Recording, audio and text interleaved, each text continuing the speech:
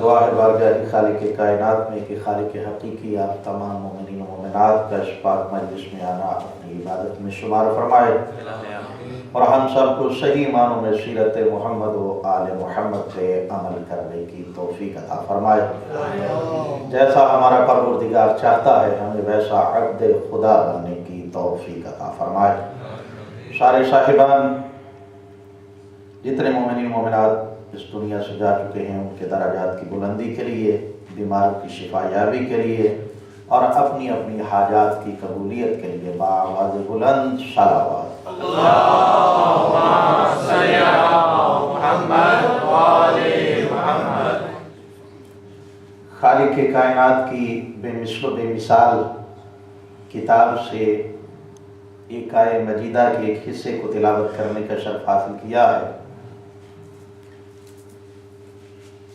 پہلی مرتبہ یہاں پہ امام بارگاہ میں آپ مومنین کے چہروں کی زیارت کا شرف حاصل ہوا ہے اور اس کے ساتھ ساتھ قبلہ کے چہرے کی زیارت کا بھی شرف حاصل ہوا ہے اور ان کی بہت عمدہ گفتگو جو ہے اس سے بھی استفادہ کرنے کا شرف حاصل ہوا ہے۔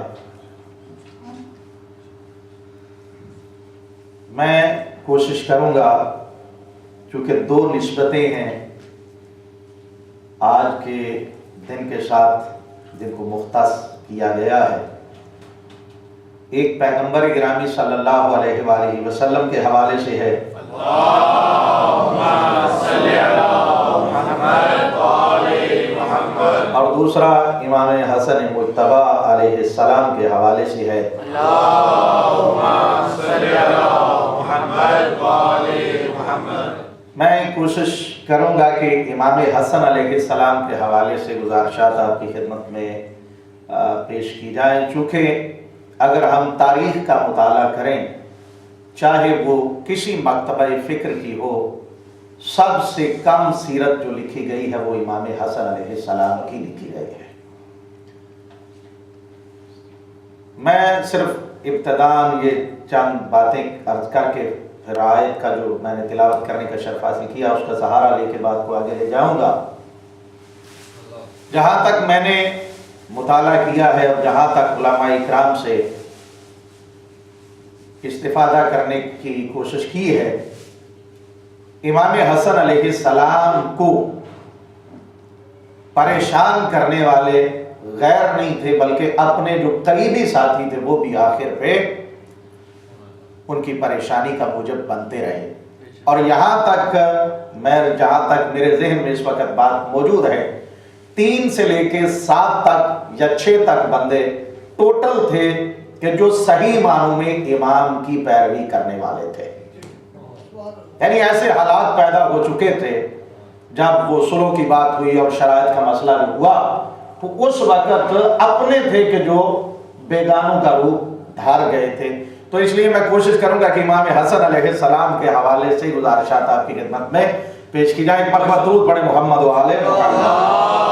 اللہم صلی علی محمد و آل محمد۔ جس آیہ مجیدہ کا سہارا لیا ہے اسی کے ضمن میں رہتے ہوئے میں گزارشات پیش کرنے کی کوشش کروں گا۔ خالق کائنات ارشاد فرما رہا ہے وَاللَّهُ أَخْرَجَكُم مِّن بَطُونِ أُمَّهَاتِكُمْ لَا تَعْلَمُونَ شَيْئًا، اور وہ اللہ ہے کہ جو تمہیں نکالتا ہے تمہاری ماؤں کے بطنوں سے اس حالت میں کہ تمہارے پاس کسی قسم کا کوئی علم نہیں ہوتا۔ یہاں پہ ایک بات بڑی اہم ہے جو آپ کی خدمت میں عرض کرنا چاہوں گا، چونکہ اکثر اوقات اس کا استعمال غلط کر لیا جاتا ہے اور اس کا ریزن یہ ہوتا ہے کہ بات کو واضح نہیں کیا جاتا، اشارتاً تو کر دی جاتی ہے لیکن اس کی وضاحت نہیں بیان کی جاتی۔ خالق فرماتا ہے اور اللہ ہے جو تمہیں نکالتا ہے تمہارے ماؤں کے بطنوں سے، اس وقت تمہاری کنڈیشن یہ ہوتی ہے، حالت یہ ہوتی ہے لا تعلمون شیئا کہ تمہارے پاس کسی قسم کا کوئی علم نہیں ہوتا۔ علم نہ ہونا اور چیز ہے اور قوت علم کا نہ ہونا یہ اور چیز ہے۔ اس لیے کہ اگر اللہ قوت علم کے بغیر پیدا کر دے انسان علم حاصل کر ہی نہیں سکتا۔ اس کا مطلب یہ ہے کہ قوت علم موجود ہے، لیکن جب انسان اس دنیا میں آیا ہے تو اس کے پاس کسی قسم کا کوئی علم نہیں ہے۔ جب خالق فرما رہا ہے کہ وہ اللہ ہے جس نے تمہیں اس حال میں اس دنیا میں لایا ہے کہ تمہارے پاس کسی قسم کا کوئی علم نہیں تھا۔ اب جب ہم معاشرے کو دیکھتے ہیں، جب کتابوں کی اسٹڈی کرتے ہیں، نالج بڑھتا جاتا ہے، بندے کی سوچ فکر بڑھتی ہے، دیکھتا ہے اس دنیا میں ڈاکٹر بھی موجود ہے، اس دنیا میں انجینئر بھی موجود ہے، اس دنیا میں لا کرنے والے بھی موجود ہیں، اس دنیا میں عالم بھی موجود ہیں، اس دنیا میں فاضل بھی موجود ہیں، اس دنیا میں جو ہے وہ حکیم بھی موجود ہیں، اس دنیا میں بڑے بڑے علم رکھنے والے فلاسفر بھی موجود ہیں، اس دنیا میں منطقی بھی موجود ہیں۔ اب سوال یہ پیدا ہوتا ہے کہ خالق فرماتا ہے کہ میں نے جب تمہیں ماؤں کے بطنوں سے نکالا تھا تو تمہارے پاس کسی قسم کا کوئی علم نہیں تھا۔ اب سوال ذہن میں آتا ہے کہ جب یہ بندہ اس دنیا میں آیا تھا کسی قسم کا کوئی علم نہیں تھا تو آج ڈاکٹر کہاں سے آ گئے ہیں؟ آج یہ علماء کہاں سے آ گئے ہیں؟ آج یہ فقہاء کہاں سے آ گئے ہیں؟ آج یہ انجینئر کہاں سے آ گئے ہیں؟ آج یہ لا کر کے وکیل کہاں سے آ گئے ہیں؟ پھر انسان کا دماغ اس بات کی طرف متوجہ ہوتا ہے کہ جس نے علم حاصل کیا ہے وہ عالم بن گیا ہے، جس نے فقہ کو حاصل کیا ہے وہ فقیہ بن گیا ہے، جس نے لا کا علم حاصل کیا ہے وہ لائر بن گیا ہے، جس نے پی ایچ ڈی کر لی ہے وہ ڈاکٹر بن گیا ہے۔ یعنی جس قسم کا علم حاصل کرتا گیا وہ ویسا ویسا بنتا گیا۔ یہ تقاضا علم ہے کہ جو علم حاصل کیا آج اس کے علم کا فائدہ حاصل کر کے اس کے ساتھ اس کی نسبت موجود ہے، یعنی یہ علم کا جو سہارا اس نے لیا ہے اس کے نتیجے پہ آج اس مقام پہ موجود ہے۔ لیکن جب دنیا میں آیا تھا نہ کوئی عالم تھا، نہ کوئی ڈاکٹر تھا، نہ کوئی وکیل تھا، نہ کوئی فقیہ تھا۔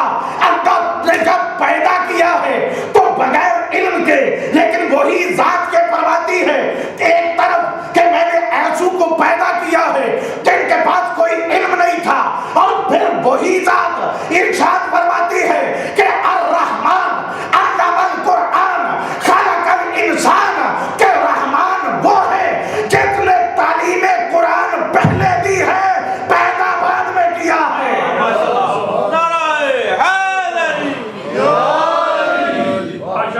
یعنی ایک طرف اس آیت کو دیکھیں تو کسی کے پاس کسی قسم کا کوئی علم نہیں تھا، جیسے جیسے جو علم حاصل کیا وہ مقام حاصل کرتا گیا۔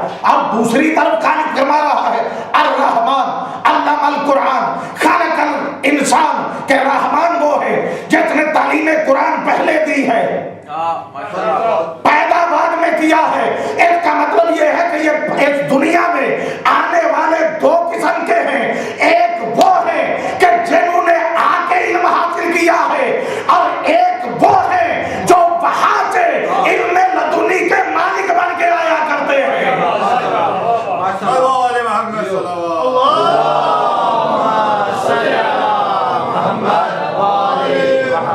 ایک نے یہاں بھی علم حاصل کیا تو مقام حاصل کر گیا، ایک وہ ہے جو وہاں سے علم حاصل کر کے آتے ہیں، وہ یہاں پہ آ کے علم حاصل نہیں کرتے۔ اب اگر کسی کو اشتباہ ہے کہ وہ کون سی ہستیاں ہیں تو میں بات سے صرف اپنی تمہید کو آگے کنٹینیو کرنے کے لیے سہارا لینا یہاں پہ چاہتا ہوں کہ وہ کون سی ہستیاں ہیں کہ جنہوں نے یہاں پہ آ کے علم حاصل نہیں کیا بلکہ وہ علم لدنی کے مالک بن کے آئے ہیں۔ موقع بڑا اہم ہے، عرب والے متوجہ ہیں، پیغمبر کے ہاتھ ہے، ان کے اور ہاتھوں پہ 3 دن کا بچہ موجود ہے، پیغمبر دیکھ کے فرما رہے ہیں اقرا یا علی اقرا، علی آگے سے عرض کرتے ہیں یا رسول اللہ تورات پڑھوں،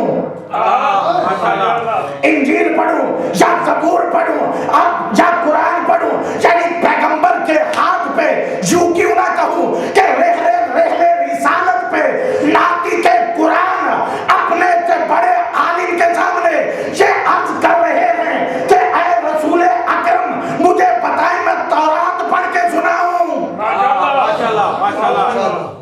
کتنی ہے؟ 3 دن کے ہیں. اور کیا کہہ رہے ہیں؟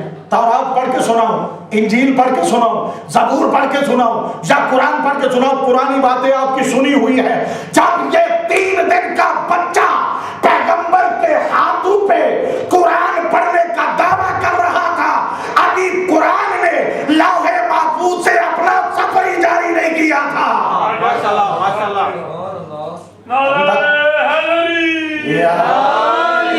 ابھی تک اس قرآن نے اپنا سفر وہاں سے جاری نہیں کیا تھا.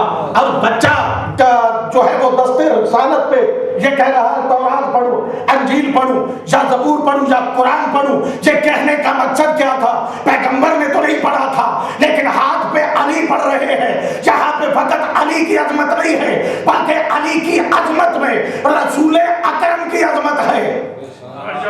یہاں پہ فقط اور فقط امیر المومنین کی عظمت نہیں ہے، مقام امیر المومنین نہیں ہے، بلکہ یہیں پہ عظمت پیغمبر موجود ہے کہ علی 3 دن کے ہوتے ہوئے بڑھتے مصطفیٰ پہ کہہ رہے ہیں کہ کیا پڑھوں؟ تورات پڑھوں، انجیل پڑھوں، زبور پڑھوں یا قرآن پڑھوں؟ یعنی علی نے اعلان کر کے یہ واضح کر دیا ہے کہ ہمارا تقابل کبھی اپنے ساتھ نہ کرنا، اس لیے کہ تم جاہل بن کے آتے ہو، بغیر علم کے آتے ہو.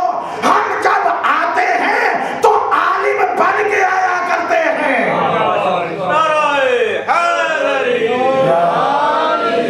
یعنی امیر المومنین نے واضح کر دیا ہے کہ آ کے علم حاصل کرنے والے اور ہیں،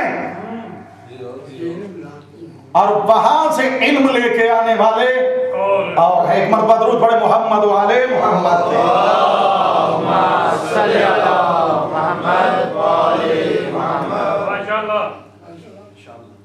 فرمایا کہ جہاں پہ اعلان کیا ہے، اور یہ اعلان فقط عظمت ہے، میں نے جیسے عرض کیا ہے یہاں پہ عظمت امیر المومنین نہیں فقط واضح ہوئی، بلکہ امیر المومنین کا اعلان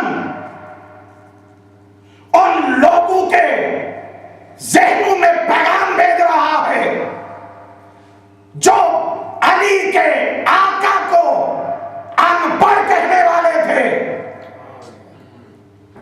پیغمبر کو ان پڑھ کہا گیا نا. یہ امیر المومنین کا فقط اپنی عظمت یہاں پہ نہیں ہے، بلکہ یہ ان کے ذہنوں میں بات ڈال رہے ہیں کہ یاد رکھو جسے تم ان پڑھ کہہ رہے ہو وہ میرا آقا ہے، میرا استاد ہے، میں اس کا شاگرد ہوں. آج مجھ سے یہ سن کے اس بات کو سمجھ جاؤ کہ جس کا شاگرد اتنا بڑا عالم ہے وہ استاد خود کتنا بڑا عالم ہوگا. یعنی کبھی بھی پیغمبر پہ دوبارہ زبان درازی نہ کرنا، ان کی طرف بڑھنے کی کوشش نہ کرنا. یہاں پہ امیر المومنین نے یہ دعویٰ کر کے واضح کر دیا کہ جس کا شاگرد اتنا بڑا عالم ہے وہ پیغمبر خود کتنا بڑا عالم ہوگا. اب جہاں پہ امیر المومنین نے کیا اور جن کے لیے آج بیٹھے ہیں ان کے علم کا احاطہ کیا ہی نہیں جا سکتا ہے، اس لیے کہ پیغمبر کی طرف امیر المومنین نے واضح کیا اور حسن کی طرف پیغمبر گرامی نے خود واضح کیا. دستے مصطفیٰ پہ اعتراض کرنے والوں کا منہ بند امیر المومنین نے کیا، اور دنیا میں رہنے والوں کا منہ بند پیغمبر نے کیا ہے. پیغمبر دیکھ کے فرماتے ہیں یہ جو میرا بیٹا حسن ہے یہ سن صغیر میں لوح محفوظ کا مطالعہ کرنے والا ہے. اور کوئی بچہ ایسا ہے کہ جو بچپنے میں لوح محفوظ کا مطالعہ کرنے والا ہو؟ کوئی کائنات میں ڈھونڈ کے تو لائیں، نہیں ملتا ہے.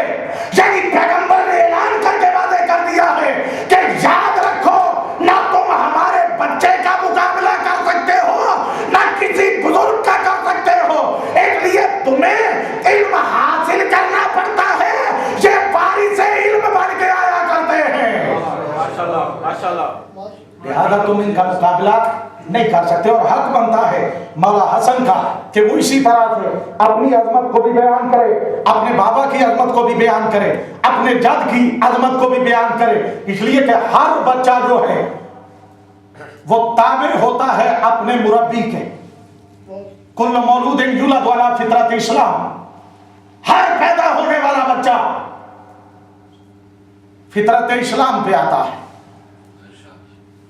آگے اس کے والدین پہ انحصار ہے، وَيُحَوِّدَانِهِ وَيُمَيِّسَانِهِ۔ آگے اگر والدین یہودی ہے تو بچہ یہودی بن جائے گا، اگر نصرانی ہے نصرانی بن جائے گا، اگر عیسائی ہے عیسائی بن جائے گا، اگر ہندو ہے ہندو بن جائے گا، اگر مسلمان ہے مسلمان بن جائے گا، اگر ستارہ پرست ہے ستارہ پرست بن جائے گا، اگر سورج کی پوجا کرنے والے ہیں تو سورج کی پوجا کرنے والا بن جائے گا، اگر درخت کی پوجا کرنے والے ہیں تو وہ درخت کی پوجا کرنے والا بن جائے گا۔ یعنی یہ بات طے ہے کہ ہر بچے کا دین اس کے والدین کے تابع ہوتا ہے، جو تربیت کرنے والے ہیں ان کے تابع ہوتا ہے۔ پھر کبھی بھی حسن کی عظمت سے انکار نہ کرنا، ذرا غور تو کر کہ مولا حسن کی تربیت کرنے والے ہیں کون؟ ماشاءاللہ ماشاءاللہ۔ اتنا چاہیے نا، یہ سوال پیدا ہوتا ہے کہ جب ہر کسی کی کہ دین جو ہے وہ اس کے تربیت کرنے والے کے تابع ہے، جیسا تربیت کرنے والا ہے ویسا وہ بچہ بن جاتا ہے۔ مولا حسن پہ اعتراض نہ کرنا۔ اور یہاں تک دکھ کی بات یہ ہے کہ جو لوگ 6 اماموں کے قائل ہیں، کل رات کو میں ایک کتاب میں پڑھ رہا تھا، وہ امام حسن کو امام مانتے ہی نہیں، امام حسین کے بعد امام